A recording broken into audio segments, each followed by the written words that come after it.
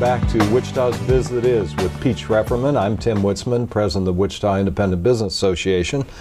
And Pete was just describing an organization where people spread out across the country are happy with a national board of directors because they actually know something about the subject. That's what a concept. They are participants, active in the business. Not a bunch of venture capitalists who know nothing about the thing and only want to squeeze it, huh? None of them.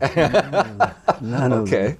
They have their own agendas perhaps at times, but they really do a good job of setting those aside and maintaining good communications with members. Each of the directors are spread around the country, and each of them has individual members that they are required or supposed to stay in contact with, but we can contact any of them at any time. Well, you know, we know them all individually. So one of the things I see, and involves nonprofits too, is sort of attorneys taking over everything. Decisions being made nationally, driven by the attorneys. In fact, I was doing work with the U.S. Department of Health and Human Services, and somebody told me, "Oh, Tim, that outfit is totally run by the attorneys." But you guys have managed to stay away from that. We have attorneys in Portland at the home office who get involved a little bit, but we rarely see their what they do outside. Well, congratulations, Pete. You're one of the few. Yes. Yes. Well, you know, and I think part of what you may be thinking of is regulations. Mm-hmm. We're subject to a lot of the same regulations as other people. In some respects, regulations have helped us, primarily because air conditioning, refrigeration uses refrigerant gases, mm-hmm. which were among the culprits of the hole in the ozone business. Right. That has turned out to be an asset to us in that contractors are required to buy certain equipment so they can recover those refrigerant gases where they used to just let them go into the atmosphere. So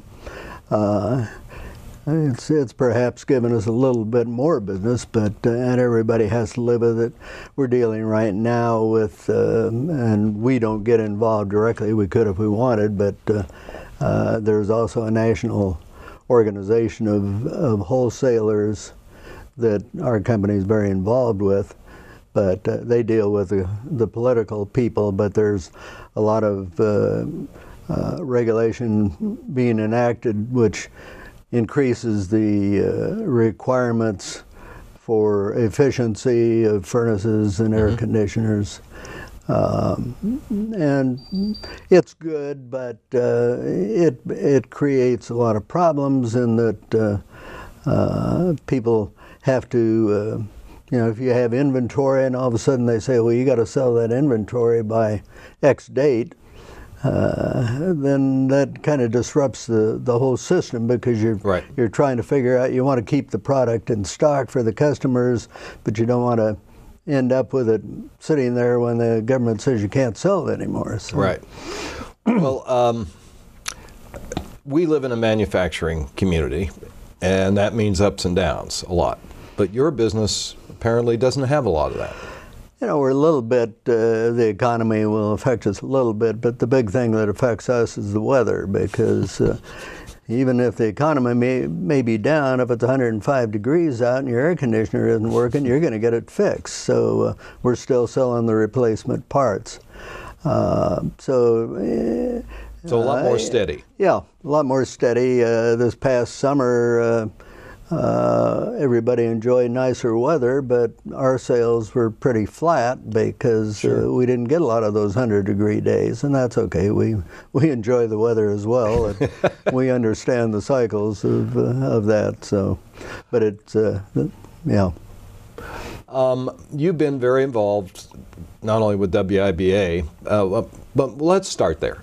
What was it that got you interested in WIBA, and why have you stuck with it? Oh boy, probably 25 years ago maybe. A friend one day said, why don't you come on to lunch with me? We'll go to WIBA, they've got an interesting speaker. I didn't know anything about it. And went, and actually the speaker I can remember today was the man talking about a vision that was just being started, which turned into Exploration Place. But I thought that was very interesting. Maybe it's time I started getting out of the office once in a while and find out what's going on around the community. So I joined primarily because of the interest, and I still find the monthly luncheons extremely interesting and valuable for me to know what's going on. But as generally happens, you get involved there, and somebody says, "Well, maybe you're participating a little bit. Maybe we ought to get you on the board." And one thing leads to another, and my wife would tell you I haven't gotten off of it yet, but I'm off the board. Have you told her you're still on the board? No, I haven't. No, I haven't. But yeah, I have progressed through many activities at WIBA, and have you seen an evolution of WIBA at all? I've never asked you this question. I'm curious. Oh, I think I have. Unsolicited kudos to you that I think we transitioned. We went through a period back in the 90s.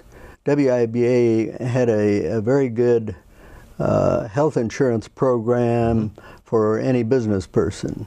And it helped membership greatly, and people could get in and buy health insurance. The only place in the state a sole proprietor getting yes, great. Exactly. We had farmers from around the state. We had members all around the state, and I think some of them are still members today. But health insurance became more and more expensive, and the government got involved. Whatever someone might think of Obamacare, the biggest problem I have with it is they called it the Affordable Care Act, and it didn't make anything much more affordable. No. Pete, I hate to stop you when you're saying nice things about us, but we need to take a little break, and we'll be right back with more of Wichita's Biz That Is.